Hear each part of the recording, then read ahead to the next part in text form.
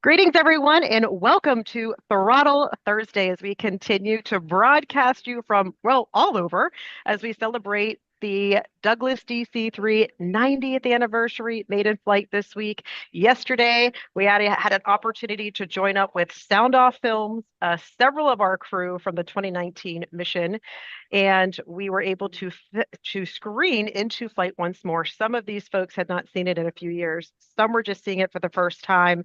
It was great to just have everyone reunited. That was a member exclusive. And on Tuesday, we had some crew join us also for our Transatlantic Tuesday and covering what it was like to take that journey across the North Atlantic and back 75 years and 80 years later. So we're excited for Throttle Thursday here. We've got some very well-known crew members on this broadcast. Some of you have seen them across our missions. Some of you have actually had a chance to meet them at our 2024 Legacy Tour.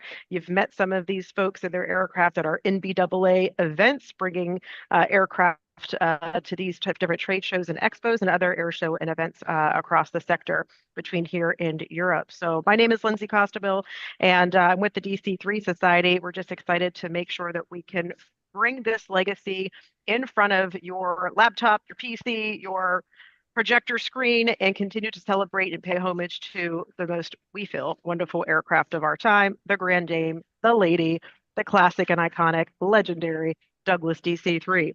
Just a few items before we get started.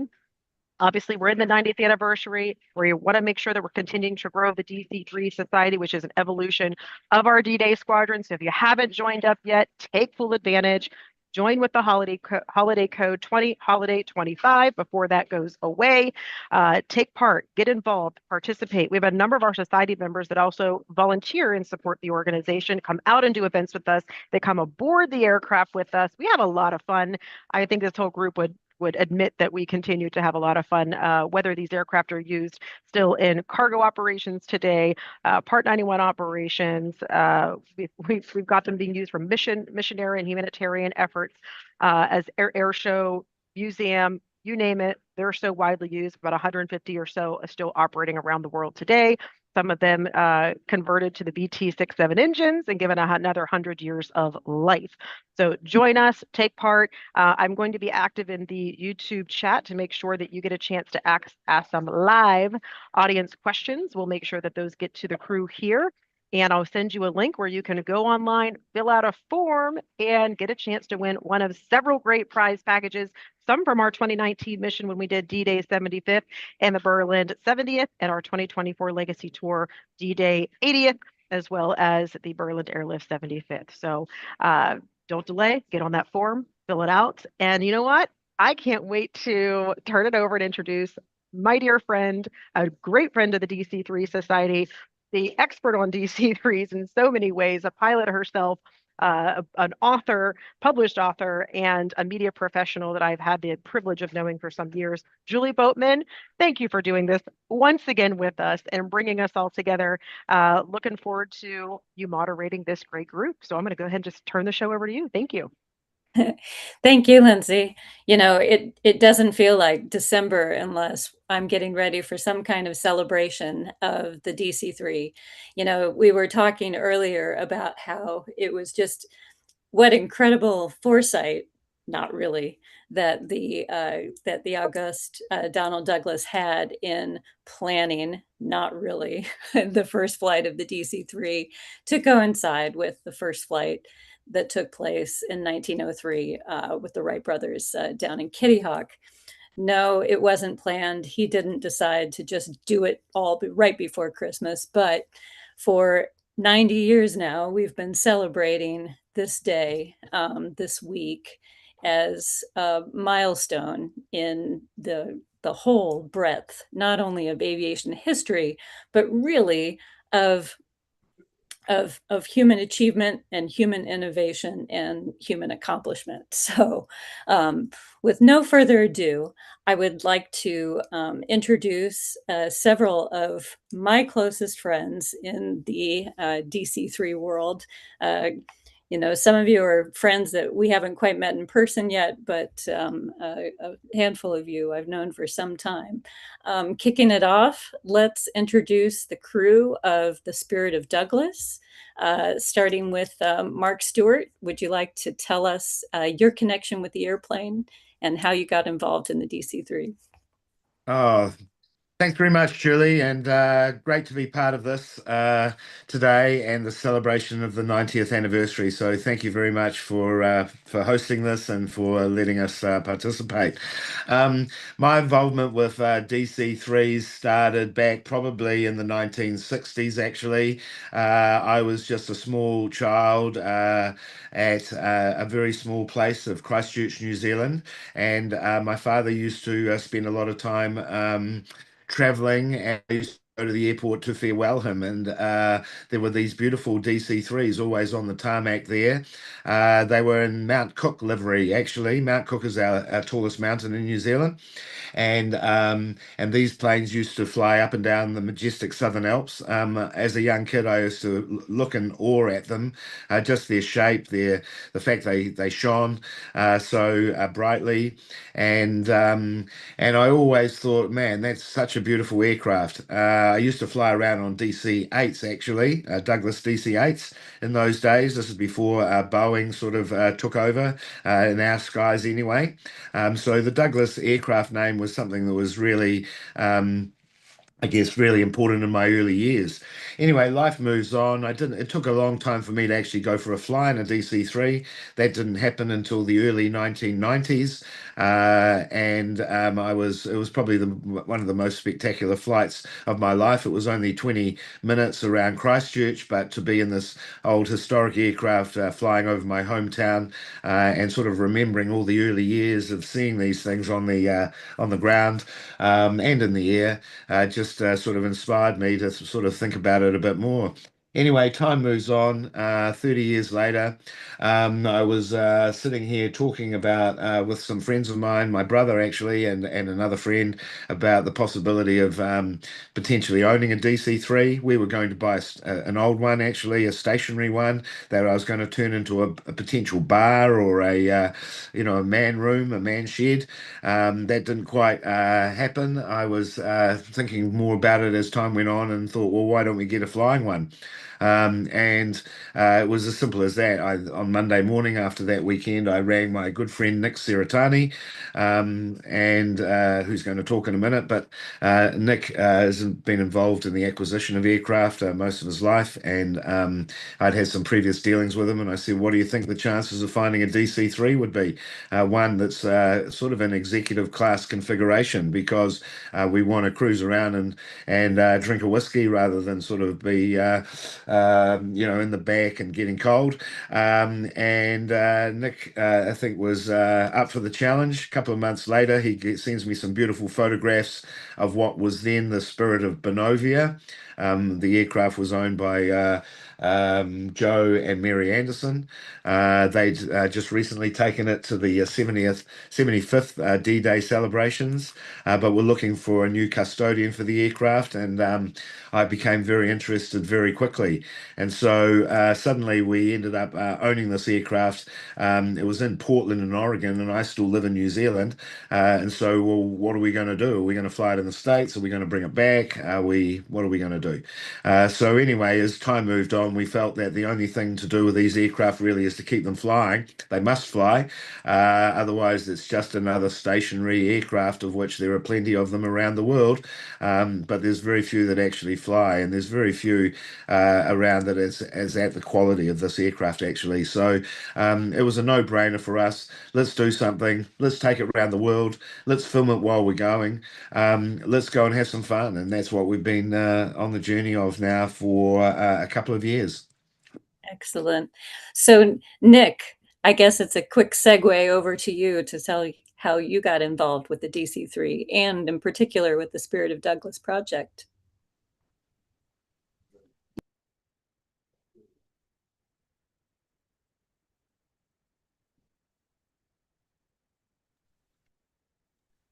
I come from a corporate background. I've been in the business for quite some time, and flight school, a charter company, aircraft sales, and so on. And I was I was very pleasantly surprised when Mark called and said, "Let's buy a DC-3."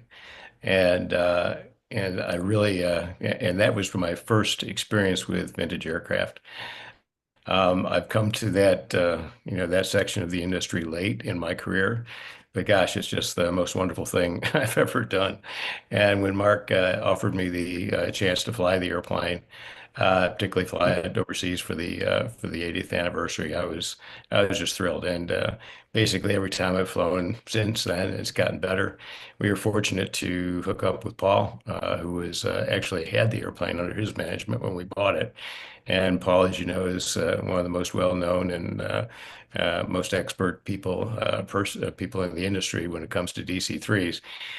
So we were able to continue that relationship, and now Paul and I have gotten to fly the airplane some really wonderful places and really wonderful trips, and I'm looking forward to the next one. Excellent. And Paul, can you tell us how you got involved with the DC-3 and then how you happened to come into the Spirit of Douglas project? Yeah, absolutely, Julie. And thanks for bringing us all together here this morning. It's wonderful to be here with friends and to see the interest in this airplane continue to grow globally. So yeah, I've been lucky enough to be involved with this particular airplane for a number of years. Primarily from a maintenance perspective, we've really been caring for the aircraft from a technical point of view for many years.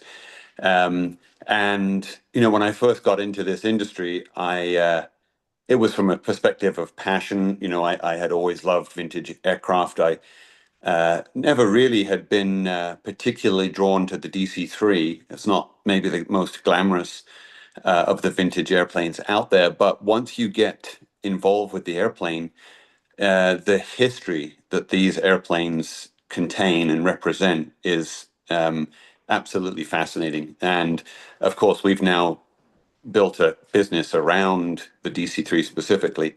And yeah, my involvement initially, I thought this was just a rare opportunity, and ultimately it was going to dry up, and I was going to have to go out and get a real job. And here we are, 20 years later, and it's just grown every single year.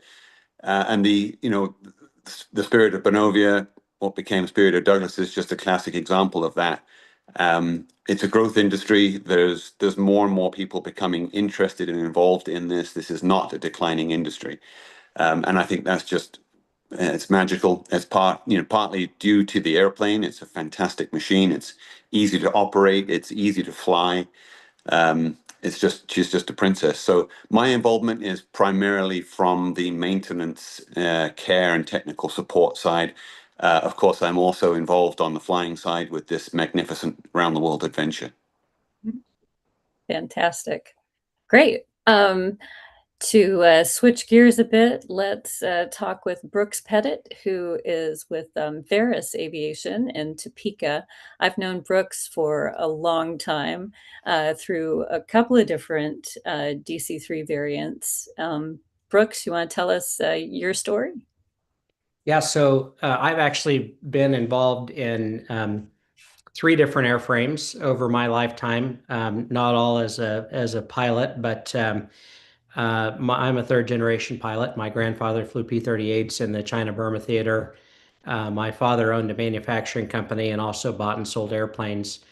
And then was involved in an air museum that when I was a kid, flew a bunch of different airplanes. So I grew up around the C-47 and S-2 trackers and T-28s and T-6s and things like that.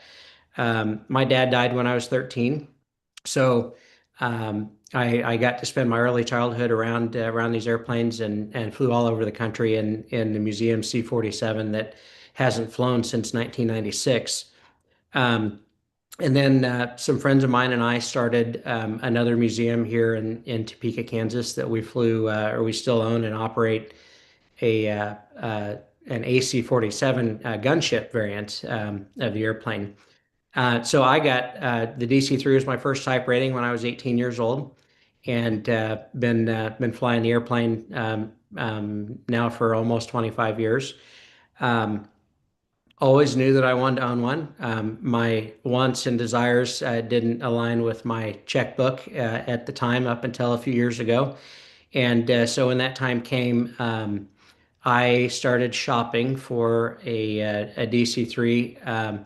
As Mark described, I was looking for the nicest one out there. I have an inferiority complex of some sort. You might say that, and to give Paul a little bit of a hard time, Paul won't remember it, but Paul's the reason that we own this airplane. In that he and I met in Rock Falls in 2010, and I was just enamored by Esther May at the time, 3006, that he brought there, and I just remember that airplane glistening in the sun on the ramp, and I thought someday I'll get to own one of these airplanes. And so I sold an airplane to a friend of mine that's a well-known aviation attorney, and was delivering the airplane in June of 2022, delivering the airplane in Manassas, Virginia. And he and I have known each other for a long time. He said, "Well, Brooks, what do you," he knew that I always liked to have an airplane that run around in, and he said, "So, well, now that you've sold this one, what are you gonna buy next?" And I pulled up pictures of this beautiful Pan American DC-3, and he started grinning from ear to ear, and he said, "Well, that airplane lives in the hangar right next to where we're going to park this airplane." And when we landed, we had to land and then close.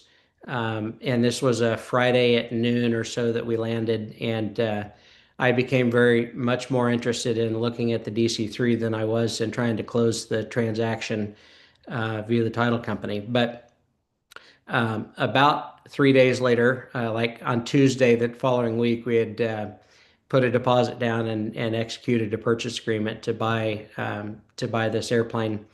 And Paul met us there a week later and did a little pre-buy on the airplane, and we flew it home. So it's been a fun love story.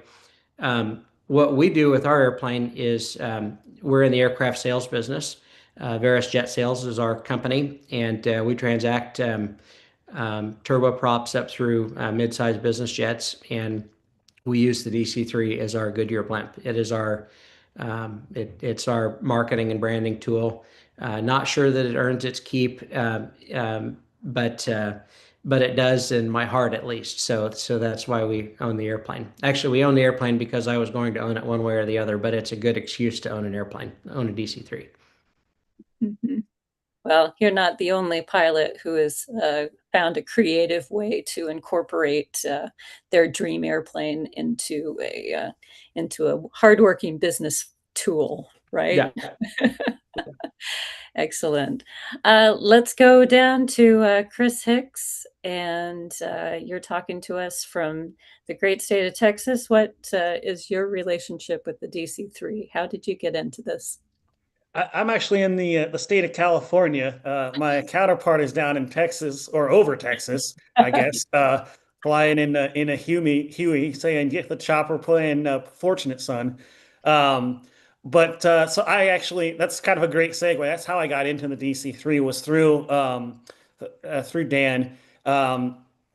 I grew up down in California with him, and was looking at getting into, flying and that kind of stuff. And he goes, "Hey man, let's go do some warbird flying." And I said, "What is a warbird?" And he goes, "Come on, son, let me take you to the Plains of Fame Air Show." And he goes, "All right, check that out. That's a Mustang. That's a Corsair. I want to go fly those." And I'm like, "Sounds good. Sign me up, man. Let's go." So I started working for, or helping out with his little flight school he had going. We ended up doing rides in various different airplanes. And one day a DC-3 showed up, and he said, "Hey, do you want to fly this thing?" I said, "Yeah, let's do it." So I got to help him hop rides in the DC-3, doing Christmas light flights. That airplane ended up going away several years later, and I thought my DC-3 flying was done. And then one day I got a call from him, and he said, "Hey, I got another DC-3 that we might get to do some flying in. What do you think?" And I said, "Sure, sounds good. Let me know." So he sent me some pictures of, as Brooks mentioned, 30-06, which is just a gorgeous corporate DC3, and introduced me to this wonderful English fellow by the name of Paul. And Paul just wrapped me in, and before I knew it, I was repping all of the Aero Metal crew shirts, keeping his company in business via that, and getting to fly some wonderful airplanes. I ended up getting to go and flying this lovely lady behind me, the Spirit of Douglas, via the gracious offer from Mark and Nick and all the rest of them. Got to fly in Normandy over the English countryside and have gotten to do some really awesome stuff with that airplane and with several others that Paul manages as well.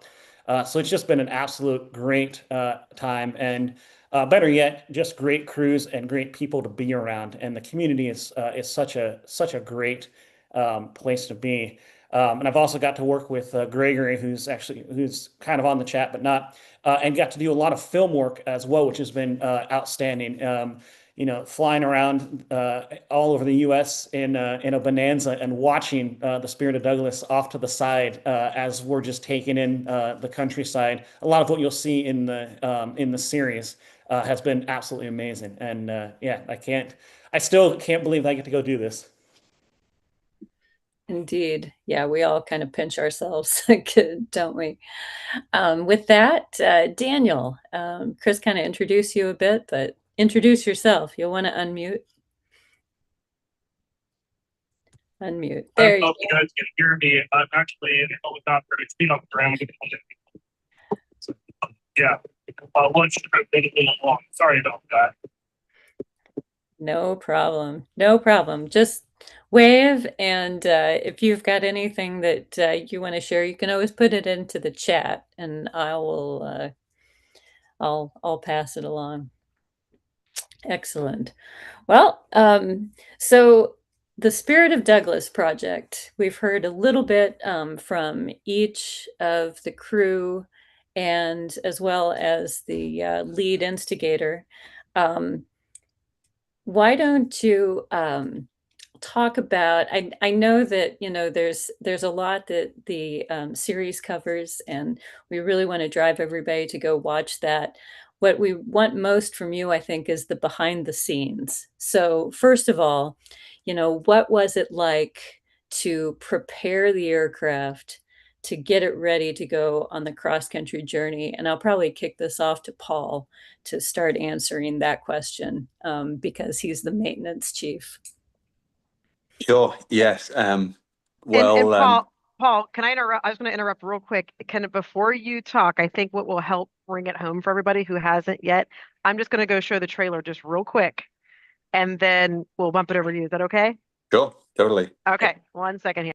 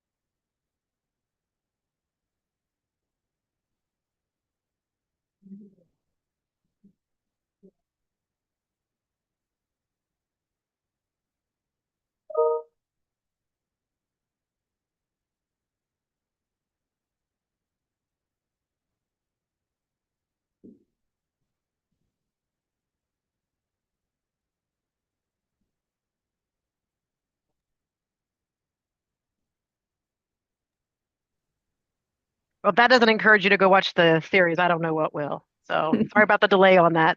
Back to you, Julie, or back to you, Paul. Yep, over to Paul. Okay, guys. Yeah. So, from a preparation perspective, we don't really do anything different with the airplane. Obviously, we're maintaining the airplane to a standard, regardless of what we're doing. But the difficult part, the part that is different, is preparation to support the airplane globally.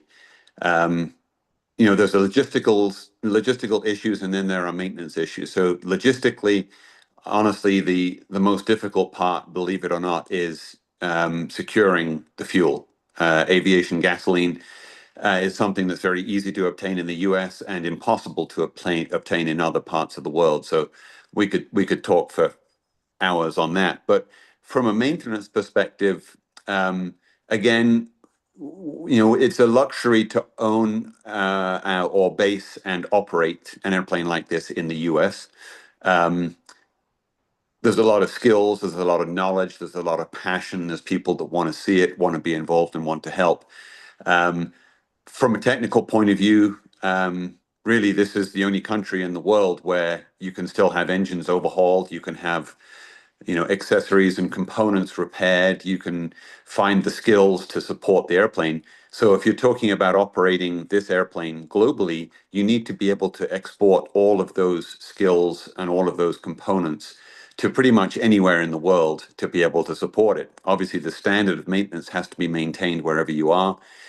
So we are packaging tools, equipment, parts, materials. We're shipping them all over the world. We are planning scheduled maintenance in various locations around the world to coincide with our inspection program. That means, finding an airport, ideally finding a hangar, working out how we can move the guys or girls in that are going to do the work.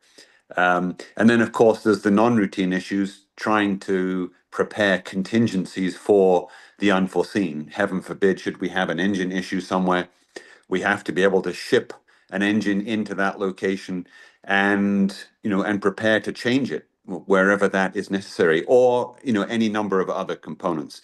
So that's really where the work is going in, is preparing for those contingencies, shipping tools, knowledge, and equipment to any part of the world where we may end up. Indeed, yes. Planning, planning makes everything better. We know that as pilots. We know that as maintainers. We know that as aircraft owners for sure. From the pilot's perspective, Nick, do you want to talk about during the cross-country trip that you took, this giant expedition, were there any things that you planned well for that succeeded, things that didn't go to plan, that made for interesting tales over beers that night? Any good memories, bad memories? Well, of course. I mean, I think the wonderful part about flying this airplane and in this journey is the group of people who are involved are just great. I mean, nobody is a problem. Everybody gets together or works seamlessly together. We all like one another. We deal with problems as they come up in a very cooperative way. There's no finger pointing or blaming or any of that. And it's just probably the most seamless organization I've ever been with. So that's been great, and continues to be great. I think the thing to point out that what Paul referred to as contingencies have actually happened. We've actually had to ship an engine. We've actually changed an engine in France. We've had mechanical issues across the ocean. We've had weather issues and so forth. So the trip does not lack for drama, and particularly when flying it on the routes that we've been flying it.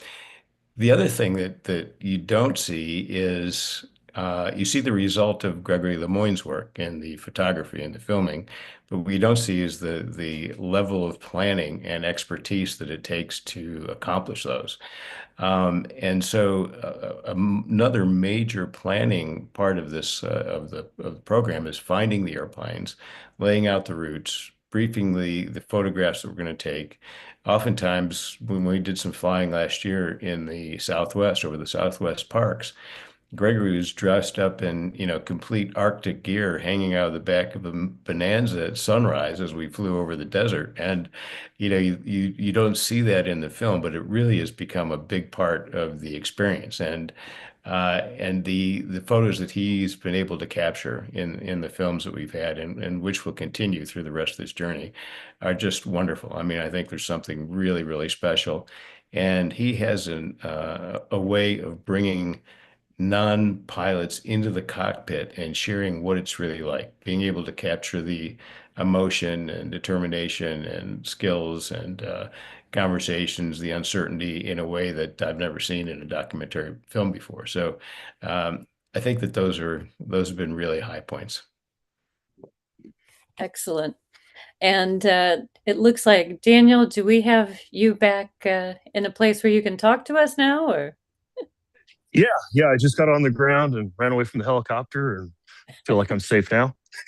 So, Definitely the life of a pilot. Well, a brief introduction of your connection with the DC-3. Obviously, you've got one behind you there. yeah, I'm standing right now at Mid-America Flight Museum in Mount Pleasant, Texas. We've got two DC-3s here, but my start off with it, Chris kind of gave a little bit of introduction on it, but I had a little flight school that we specialized in antique and vintage airplanes and had a 170 and a Great Lakes biplane, a Stearman, a Texan. And I was doing a lot of T6 Texan instruction and we started doing rides. And my partner in the T6, we started actually having a problem in aviation that I've never encountered. We were making money. And so the business model on the T6 was really good. And I wanted a second T6. And he thought, the T6, we can only hop one ride at a time, but we weren't doing that many rides. We were doing mostly training with the airplane. He thought we could take 19 passengers at a time in a DC-3. We should really get a DC-3. And I said, that's a horrible idea. But hey, have a mechanic go look at it and we'll talk about it. Well, find out later through, he's, oh yeah, we went out there, looked at it. Life was good, bought the airplane. So all of a sudden I was involved in a DC-3 and the care and maintenance and ownership to a degree in it. So that kind of started a whole saga and tried to hire pilots to fly it, and nobody really wanted to get on to work the aircraft. And so after a little bit, I started jumping in it to do some training. That airplane caused a lot of headache and grief.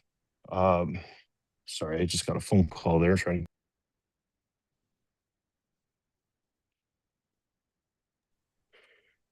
All right. Well, until he's able to jump back on, Chris, do you want to share your involvement with the Spirit of Douglas as far as a pilot on this Yeah. particular journey? Yeah, so as Mark kind of mentioned, previously it was the Spirit of Bonovia. And so when Paul took over management of that airplane and started working with it a lot more, I got to go do some stuff with that. I actually got to fly into Oshkosh for my first flight ever into Oshkosh and got to go and fly around in that event and brought it in. Um, and then, Spirit of Bonovia ended up going up for sale, and we didn't quite know what was going on with it. And then it kind of went dark a little bit, and that's when Mark ended up becoming the new custodian of it. And my first introduction to it again was I got a call from Paul, and he said, "Hey, are you able to do some formation flying with us in downtown LA?" And I was like, "Yeah, sounds good. What do we do?" And he goes, "Well, the Spirit Bonovia is back and is now the Spirit of Douglas." And so my first introduction was getting to see it there on the ramp at Santa Monica. Spirit Benovi was a very nice airplane to begin with. And what Mark and the team have done with the Spirit of Douglas has taken it to the next level. And so I got to go and be involved with that.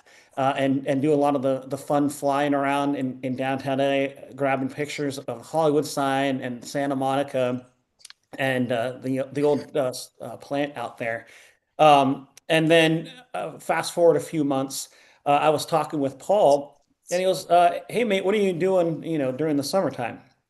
And I go out, I got work as normal. He goes, "You want to come out to Europe and come fly for the 80th?" I said, "Sure, sounds good. Let's go." And so I got on a trip out that way and met up in England. I got to meet Mark and his brother and mom and the rest of the team out there, and just had a wonderful introduction with them. Just lovely, lovely people to be around, and an absolute great time. And then Paul handed me the keys and said, "Here, let's go have some fun, and let's go and take it into the D-Day event over Normandy." And so I got to go fly and show the aircraft off during that event. And we got the whole crew that was here. I got to go fly with Nick and a guy by the name of Bridie from England there, or from Europe, and then our crew chief Bailey. We got to fly on the 80th anniversary. We had Gregory in the back and a few other people. And so it's been wonderful getting to do that. Got to go fly around England a little bit, and then hopefully on the next leg of this tour, I'll get to do some flying as well with it as we continue the round the world trip. So just incredibly grateful to even be on this call and get to be a part of this group and get to keep them flying, as Mark had said. Well, let's segue over to Brooks, who has also had the opportunity. I know I've witnessed it, to fly the AC-47, certainly in formation, and to do some other unique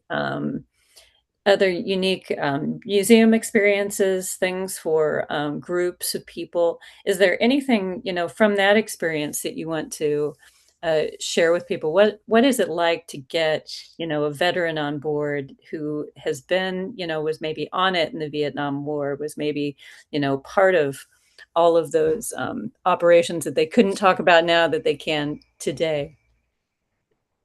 That was, I'd say that's probably one of the most unique and most rewarding parts about being associated with these airplanes is they are just machines, but it's the people that they represent that warms your heart. There's a reason we're all here able to speak freely, is because of those people that served on these machines.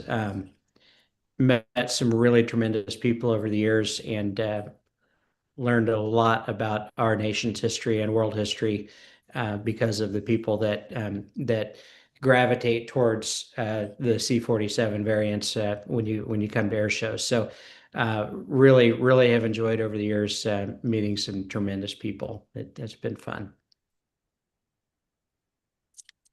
And back to Dan. You kind of hit mid-sentence there, but anything else you want to say? What's your current connection with the DC-3? Yeah, so after having that airplane, I thought your whenever favorite what's one that? first. Yep, you should probably decide yeah, I to should. talk about your favorite one first. Yeah, I mean, I guess the owner of 30-6 isn't on the call, so the Veris airplane is an amazing airplane. So no, I've been really fortunate with the airplane. I flew ours for a little while, and then we got rid of it, or I got out of the partnership on it, and I thought I'd given up all my DC-3 flying, and shortly thereafter, I had the Air Force call me up to get a test pilot school contract getting on for a while, and then so I started flying that, and then I also had this British fellow call me up and say, "Hey, we're looking for pilots, and we got an airplane that's now SoCal based. I'm looking for co-pilot. I know you're a PIC, but you want to come out and come fly with us?" Or actually, it started off with, "You want to come and just have an interview to see if you'd qualify to be one of our pilots." And I'm like, heck yeah. I had seen this airplane for sale, and I couldn't believe the price tag on the aircraft, but I had to go fly it. And I really wanted to go do this training with this British fellow named Paul, who I will say is probably the the best way I can say it is I knew how to fly a DC-3 before I flew with Paul. Paul taught me how to operate a DC-3 and how to be really comfortable in the airplane in a variety of scenarios. So I took an opportunity with Paul to fly what we call 30-06. It's now, oh gosh, I get them all confused in my head with what all the nose arts are. But anyway, it's an absolutely beautiful, pristine machine. I keep calling her Esther May, but that was her former name. So I started flying with Paul on that, and then segued into flying a bunch of different airplanes. I've been lucky enough. I think I've flown 14 DC-3s now. I'm very fortunate to get to fly.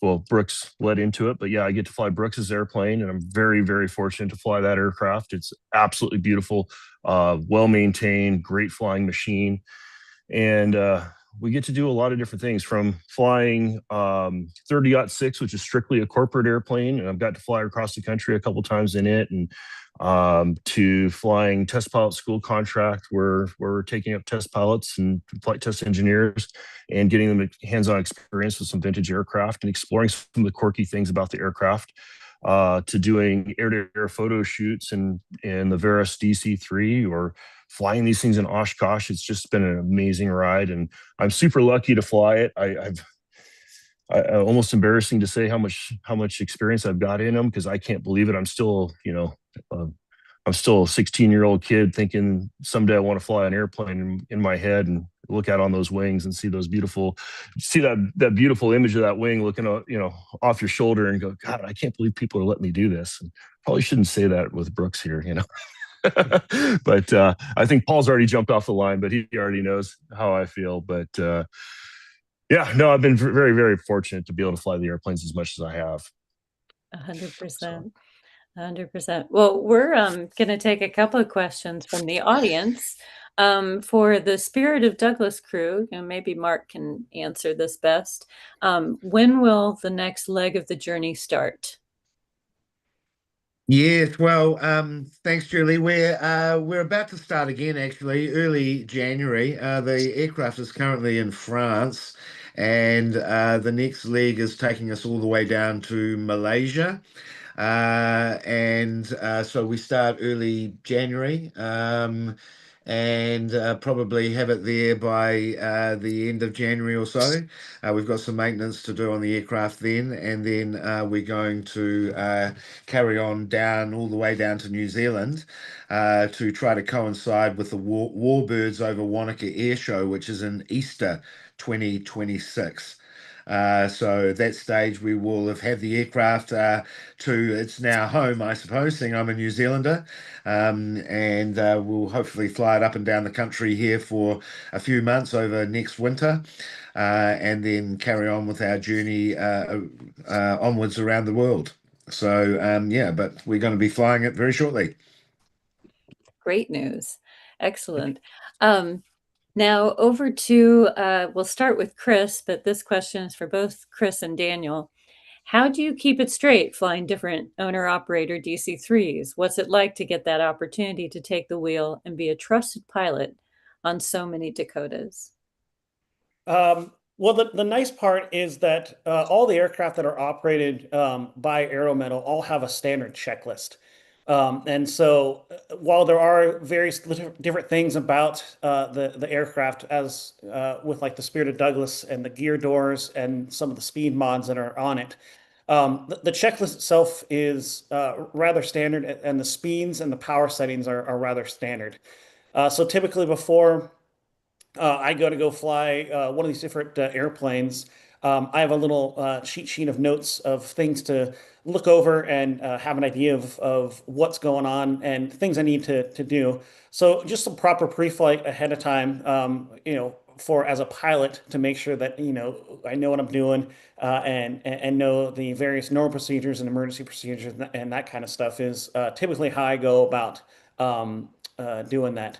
But as you start flying more and more of these aircraft, you start to realize that there's a lot of same characteristics amongst all of them, be it the DC-3 or the T-6 or the Stearman or what have you. Just power settings change a little bit and airspeeds change a little bit, but the more experience you get to get in with these aircraft, I think the easier it kind of becomes. And it also helps too when you're flying with, good crews as well, that if I'm flying with Nick or with Dan or Brooks or whoever it may be in the cockpit, I know what to expect, and they know what to expect from me, which helps a lot. Absolutely. Dan, anything you want to add to that? Yeah, so getting to fly other people's airplanes, the first thing is just getting good communication. And a lot of times, so we have our aero metal fleet that are like Chris said, are very standardized on the checklist. And then I go out and go fly something else out in the wild, and it may be different. One of the things that I realized about the DC-3 when I first started learning it was you would think an airplane that's now 90 years old would be really easy to study for, but I think there's something like 35 different manuals that are published for flight manuals on the airplane. And sending pilots to go get check rides with Doug Rosendahl, I have read all 35 of them a few times just to make sure that I wasn't spreading bad information. But then you go from that and you've got 4 different main types of engines you can have on the airplane, so power settings can be different, stuff like that. And then on the top of that is you want to make sure, and the primary thing is you need to make sure you have the trust of the owner to make sure that no matter this is how I like to fly an airplane, but at the end of the day, they're the ones paying the maintenance bills. I will fly the airplane however they want it to be flown. So and just making sure that we're communicating, and I can go, hey, these are the best practices that I've learned over time, but and do it in a dialogue that's not like, hey, I know anything, because we're all still learning these airplanes as much as we get to fly them. And I think my best year I got, like 500 or 600 hours in a DC-3, and I still felt like I was underqualified in the airplane. It's like, so how do you make sure that you're flying it to the standard the owner wants it to be flown to or above, and you're treating the equipment in a way that they're going to invite you to come back? And then at the end of the day, I'm not just responsible for the airframe, but more importantly, I'm responsible for anybody who's in the back of the airplane. So it's really that's the biggest thing, is just trying to make sure that everybody's comfortable with the operation. And then on top of that, making a team with whoever the new people are you're working with, and making sure everybody feels comfortable to be able to communicate, bring up anything that they don't feel comfortable with, and just build a team around you. So it's a fun thing. It's way different than flying, one of a single seat airplane or something like that, where you're out there and nobody can tell you what you're doing. Nobody sees what you're doing. They just see the outside perspective. In a DC-3, everybody sees it, and then half the time people are up in the cockpit making fun of you anyway. So yeah, no, it's a wonderful thing. Julie, if I could add about 3 seconds to this, Yeah. what Daniel just encapsulated, the true spirit of the exact attitude that someone needs to have when you're entrusted to go fly somebody else's airplane. That is the reason that Daniel, even when he was living in California, when I had a photo mission, I would bring Daniel in all the way from California because of the spirit of exactly what he just said. I trust him. I sit in the back sometimes when he's flying because I trust him up front. And if I've got somebody 5 feet off my wing in a blind spot, I can't see him. He's one of the guys that I want flying our airplane when I'm flying something else. So 100%. 100%. Thank you. We'll ask a last question to kind of wrap us up, and I'm going to shoot this over to Nick first. What would you tell an aspiring DC-3 pilot or maintainer who wants to get involved in the airplane, and how to best get into this wonderful community?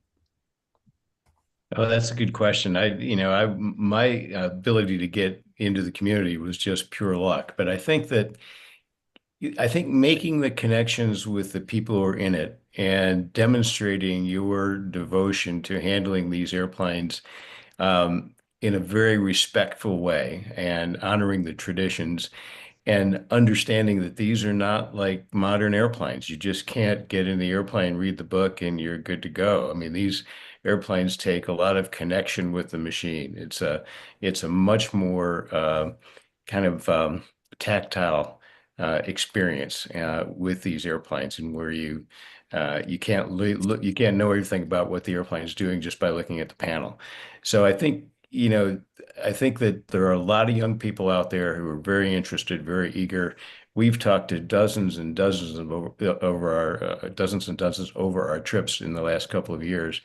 And when somebody approaches you with enthusiasm and candor and is just eager to be part of the community, all of us who are involved in it are eager to embrace them and help them in. So I think, if you're a pilot, find an airplane in your area, go out and meet the people who own it, and just demonstrate your willingness to do what it takes to be part of the community.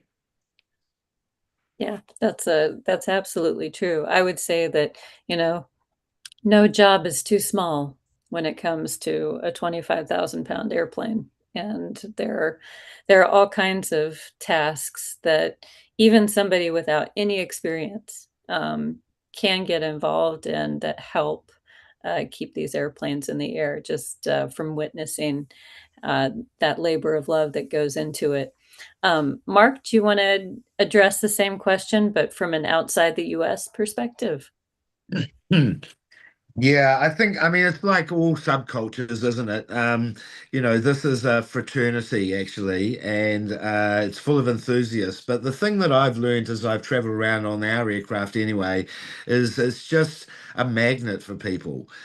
People just arrive, they come from everywhere.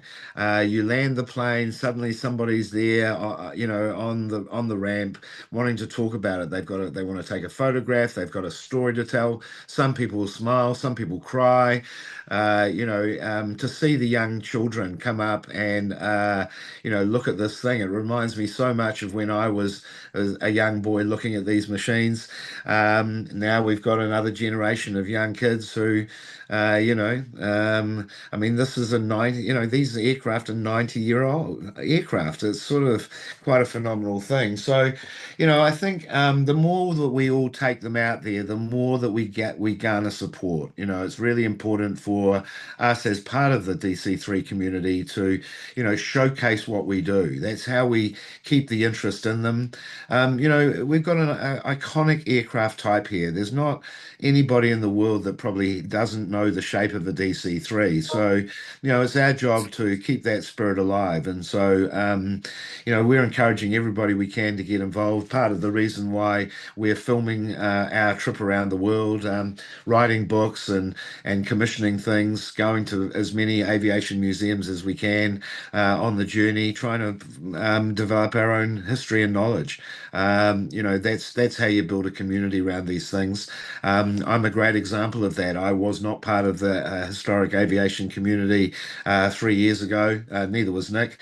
And now we're some of the most passionate people you've ever met around it, and it's our job to try to encourage more to be part of that. Certainly everybody that's part of our team is now part of that, and we're trying to spread the word as much as possible.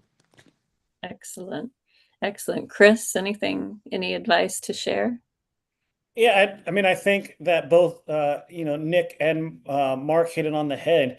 A lot of it is just showing up and being in the right place and being willing to help, being willing to, wipe down things, work on different things, and just be teachable and coachable. And as Dan and Brooks both mentioned, um, just being able to listen and take critiques, and also making sure that that you have a humbleness about you, that you're willing to listen to different and new perspectives, and be willing to take care of this wonderful piece of technology. As Mark mentioned, all these girls are 90 years old. Um, and so, keeping that reverence for it as well. But the first step in any of this is showing up and meeting it at the airport or at the air show, or getting involved with the local community, because it does take a fraternity or a community or a village to keep these things flying. 100%. And Dan, any last thoughts?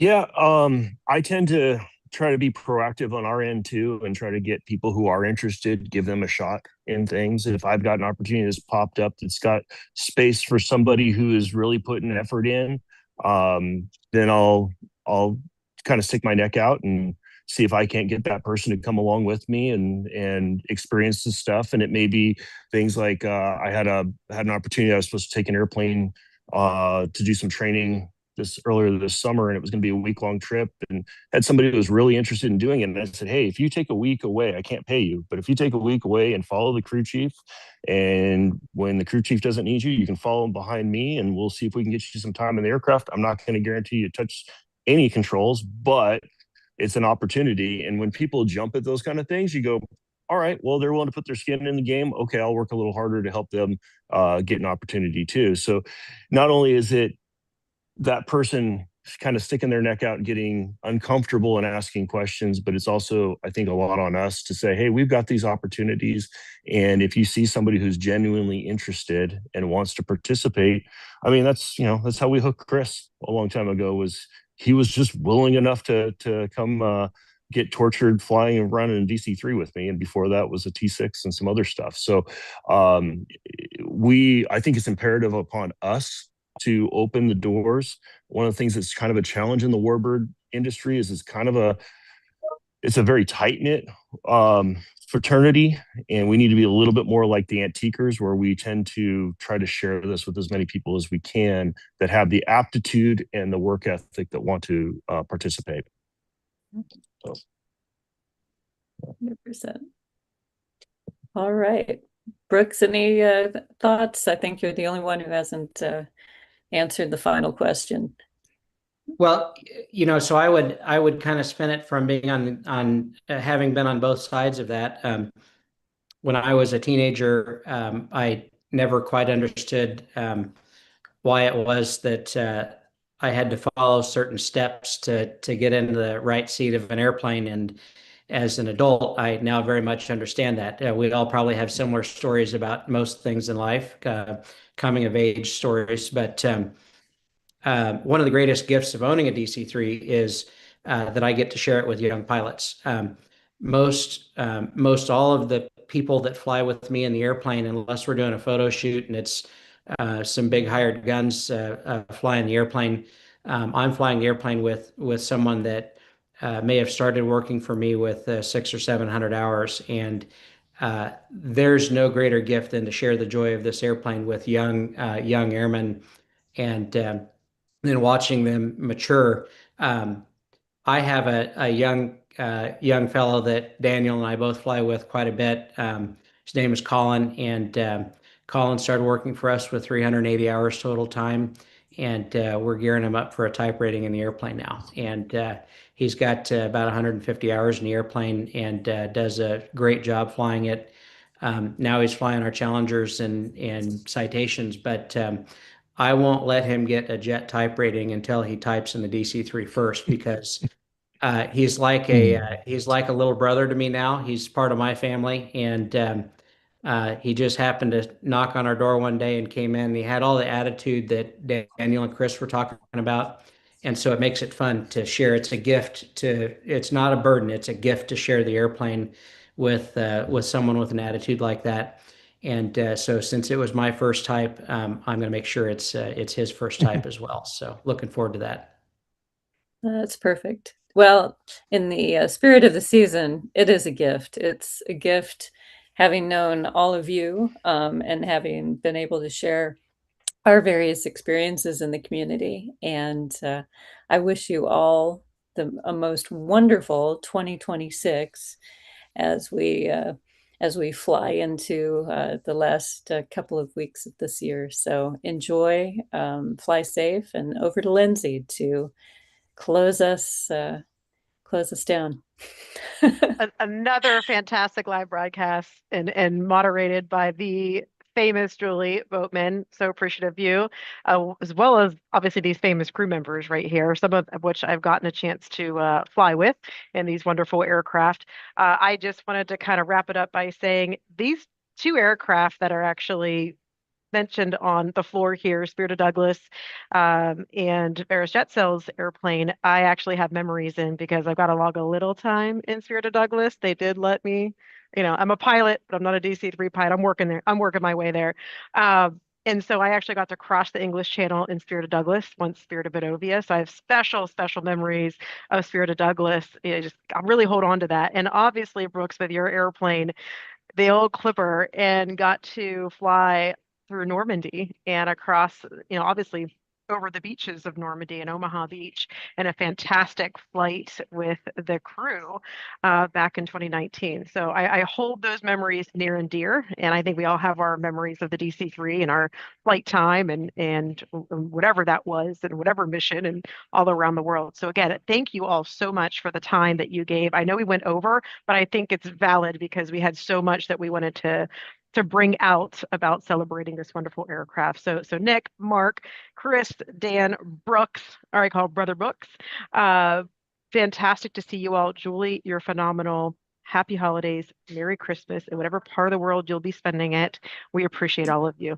Thank you so very much. Yeah. You bet, guys. So good to see all of you and to meet a couple of new faces here. Great. Yeah, I'll go ahead and end that live stream, and we'll see all of those that are watching here hopefully in the new year. We'll continue our 90th anniversary celebrations a bit into 2026. Definitely make sure to fill out that form and win some prizes. Join up with the DC3 Society. Get involved. Thank you all so much.